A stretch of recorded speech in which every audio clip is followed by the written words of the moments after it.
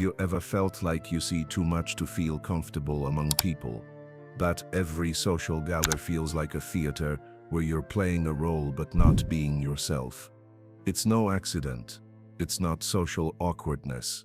It's not a lack of communication skills. It's the price of awareness. And loneliness isn't a mistake.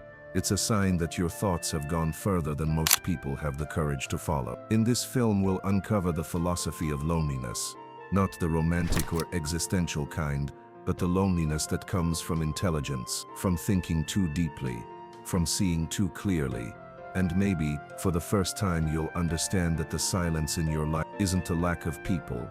It's the space between you and the illusion. Consciousness as exclusion. The more your awareness grows, the more your sense of belonging shrinks. It's a paradox, because they told you the more you know, the easier life will be for you. But the truth is brutal. The more you know, the harder it is to live. Because knowledge doesn't just open doors, it also closes them. To carefreeness, to blind relationships, to conventions that are sacred to others but transparent to you. A conscious person sees structures, sees the game, and that's why they can't play the way they used to. Loneliness is a philosophical state. Plato talked about the cave where people only see shadows of reality, and the one who escapes it doesn't become a hero, but a foreigner. This is how the thinking person feels, as though they've left a cave but can no longer return. Whenever you try to explain what you see outside, you hit a wall, because people don't want the light.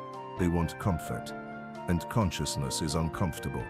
That's why philosophers were often lonely, not because they didn't love people, but because people didn't love the truth. Why intelligence doesn't equal integration. Emotional intelligence helps you fit in with the crowd, but existential intelligence, the deeper, rarer kind, leads to alienation, because when you see the mechanisms, you can't take them seriously anymore. You don't laugh at jokes that offend your sense of aesthetics. You don't play status games that resemble children's play of king and servant. You can't pretend everything is normal when you see that everything is an illusion. It's not arrogance. It's a shift in mode of existence, from participant to observer, communication, performative. And if you really think deeply, you notice this more and more, and you stop trying to fit in. Instead, you learn to stay in silence. Because silence isn't emptiness. It's a form of respect for your own mind. A society that doesn't reward depths. Have you noticed that people often reward superficiality? That the more someone plays a role, the more liked they are. The less they know, the more confident they seem. It's not a system error. It's a defense mechanism. A society that fears depths creates a structure that marginalizes it. That's why many intelligent people don't succeed in the eyes of others, because they don't want to pretend, and the system rewards those who pretend the best. How to live with awareness, not despite it, but because of it. So what to do?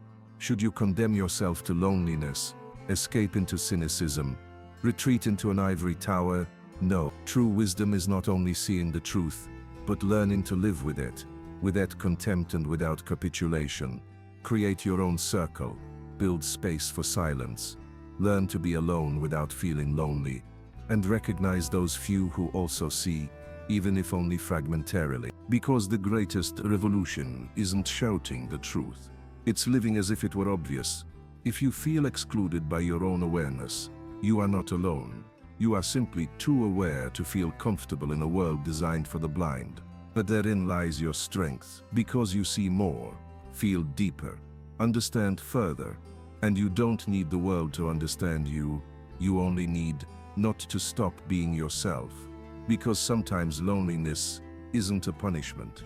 It's a space prepared for something greater. Psychological power doesn't come from physical dominance or spectacular gestures. It doesn't shout. It doesn't seek the stage. It operates in the shadows, in the spaces left unsaid, in the looks that say more than 1,000 words. Because the one who understands the psyche of another doesn't need to control them. They only need to guide them, subtly, invisibly. That's why the most effective players of power don't need authority. They are authority through their silence, through the fact that they don't need approval, through the fact that they are completely enough. And it's this state of inner autonomy that frightens people the most. Why? Because when you are free from the need for recognition, you are unpredictable, and that makes you dangerous. Society operates based on predictability, polite answers, a set rhythm, social roles that everyone sticks to. But when you suddenly stop reacting like everyone else, when you can no longer be emotionally blackmailed or bought with cheap compliments, then their system stops working. And that's when you begin to have power, not over them but over yourself. Because the real game is played inside, within you. It's not about how to manipulate the world. It's about how to stop being manipulated by it. How not to be provoked. How not to fall into your old patterns. How not to fall back into the trap of wanting to be liked. Because it's precisely this need, the desire to be accepted, understood, admired, that is the greatest chain of the modern person. You see, as long as you need their love, you are their prisoner. As long as you care about what they think of you, you are not free. And as long as you want to prove something to them, anything, they control you. That's why the greatest advantage is the lack of need, the lack of desire, the lack of inner hunger. Because when you enter a room not to gain something but to observe, you become magnetic. When you're not trying to win over women but they sense that you want nothing from them, they start to wonder who you are. When you don't explain yourself, don't defend, don't attack, you simply watch, listen, you are.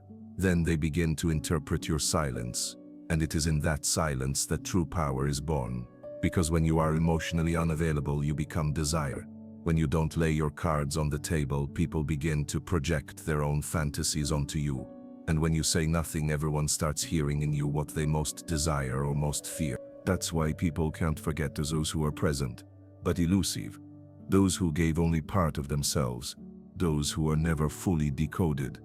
Because what is mysterious will always be stronger than what is obvious. But here arises a question that most people never ask themselves. Why do I care so much about being wanted, respected, admired by others? Because if you don't answer this honestly, your whole life will be nothing but an attempt to gain external validation, not an expression of your essence. Think about it. Are you the one deciding who you are, or are others deciding that for you? When you stand in a crowd and feel unnoticed, what do you say to yourself? When someone rejects you, does your identity fall apart? And when someone shows you approval, does it strengthen you, or just patch up a hole in your self-esteem for a moment? You see, society teaches you that your value depends on how desired you are, but that's a lie. It's a trap that turns you into an emotional slave, because true strength isn't about being desired. True strength is about being free, and freedom begins when you stop playing the role others want you to play. Marcus Aurelius, a ruler who could have had everything, yet wrote in his journal things that today sound more like the reflections of a monk than a king. Why? Because he knew that the more you have, the more you can lose, and a person who fears loss is not free. They are imprisoned. True freedom is not possessing everything. It's the ability to renounce everything. It's the ability to look the world in the face and say, take everything. I will still remain myself.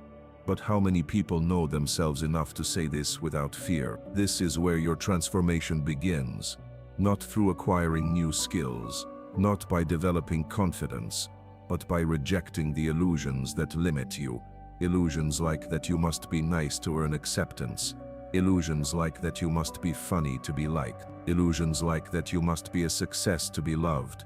Look, as long as your behavior depends on others' reactions, you are never yourself.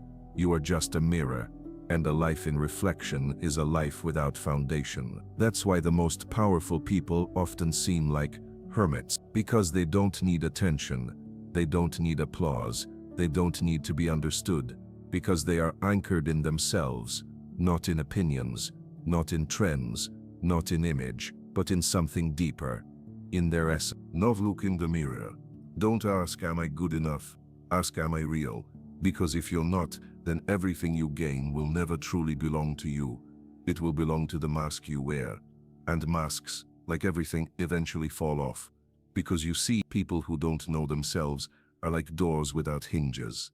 Every ghost of someone else's opinion, every criticism, every suggestion, even a light flirtation, is enough to move them, open them, or slam them shut. They are reactive. Their identity isn't etched in stone but written with a finger on water. And you, If you truly want to walk the path of power, you must become the architect of your interior. That means not just knowing what you want, but knowing why you want it. Is it your desire, or was it implanted in you? Do you want to dominate because you fear being dominated? Do you want to seduce because you fear being invisible? Here's another rule that Machiavelli never said directly. A person who doesn't know the source of their desires is susceptible to any lie that promises to fulfill them. Marketing, religion, love, power. Each of these forces can be used against you if your self has no foundation. That's why men fall in love with women who ignore them. That's why women chase men who don't respect them. That's why the world kneels before those who don't ask for approval, because it seems like power, even if it's just a well-practiced coldness. But you won't be cold for effect. You won't manipulate because you were told to. You won't play to gain attention. You will be aware, and that's the rarest and most dangerous kind of power. Because awareness doesn't react, it chooses. Imagine you enter a room. People are talking. Someone dominates. Someone laughs louder than necessary. Someone else tries to act indifferent, but you can see the tension in their shoulders. The entire energy of the room screams, "Notice me," but you are silence. You are not afraid of her. You don't need to say anything to be present, because your presence doesn't come from your voice. It comes from inner consistency, from the fact that you have nothing to hide, but also nothing to prove. And then something strange happens. People start observing you. Not because you're putting on a show, but because you're the only one who's not playing. And in a world of masks, authenticity is a luxury. That's why you attract. That's why you gain power. Not through violence, not through threats, but through rarity, through the lack of need. But beware, this is not the end of the road. This is only the middle, because the more internally free you are, the more the system will want to break you. People who don't understand silence will call you cold. Those who feed on attention will call you arrogant. Those who want to control you will call you unavailable. That's the price of independence. But if you don't bend, if you don't break, you will understand something that changes your whole life. You no longer need to pretend. You don't need to smile to be liked. You don't need to dominate to feel strong. You don't need to flirt to feel desire. You don't need to respond to have the last word. You don't need to speak to be heard, because you already are, and that's enough. Because it's in the moment you stop seeking approval that true strength begins. But then something else emerges. Loneliness. Not the loneliness you feel when you have no one to talk to. It's the loneliness of awareness. That moment when you realize you're the only one who truly sees how the world works. When you no longer deceive yourself that someone will save you. When you no longer expect justice. When you no longer count on love to heal your wounds. It's terrifying.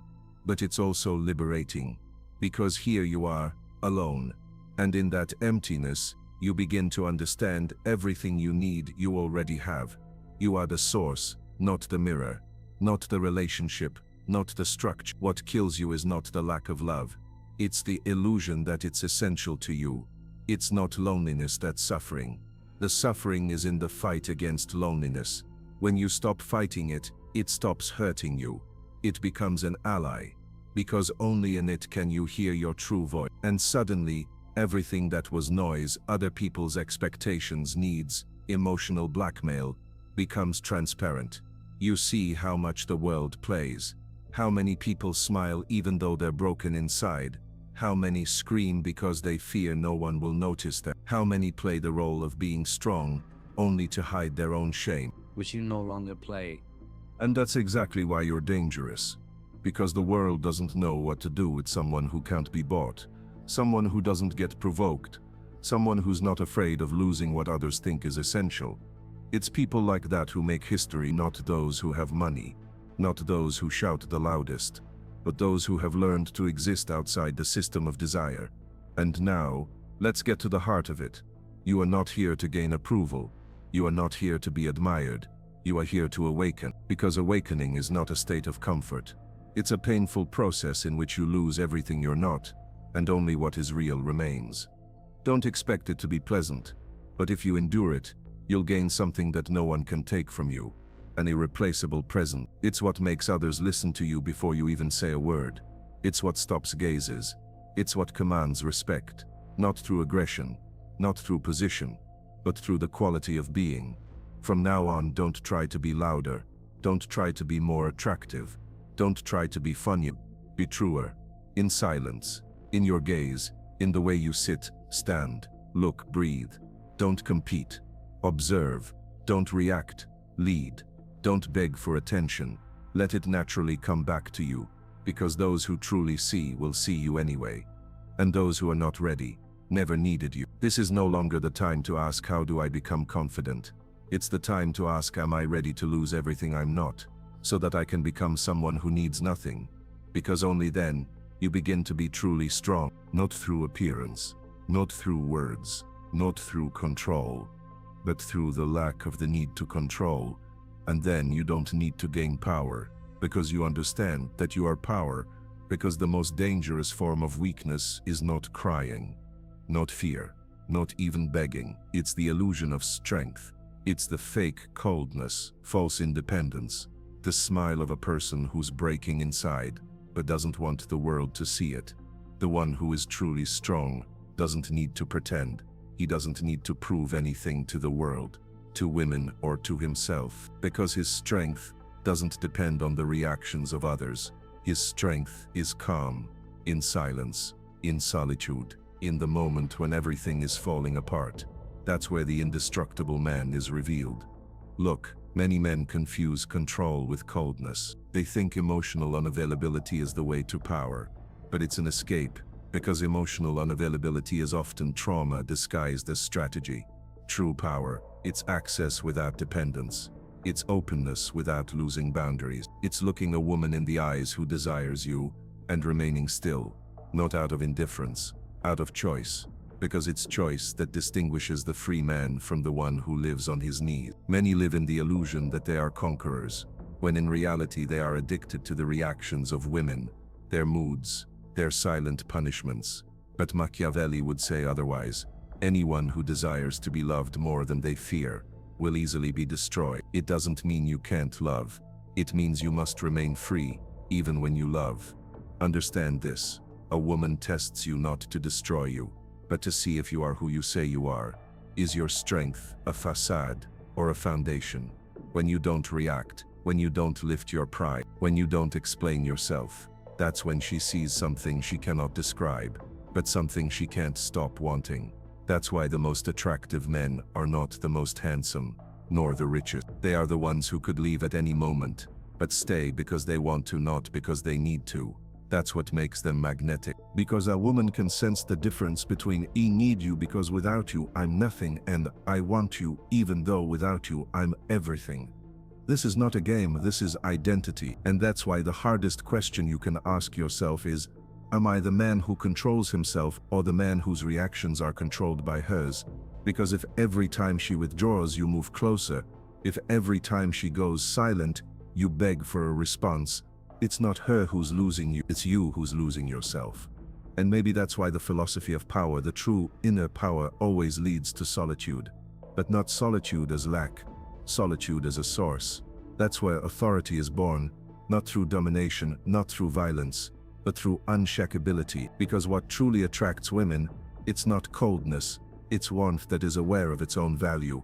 It's not unavailability, it's availability, conditional. You are not available just because she looks at you. You are available when her gaze rises to your level of awareness. And now, in this moment, you make a choice. Do you react as the world taught you, impulsively, with fear, with hope? Or do you become the one who creates silence instead of filling it? Because in that silence, my brother, she falls in love or walks away. In either case, you win.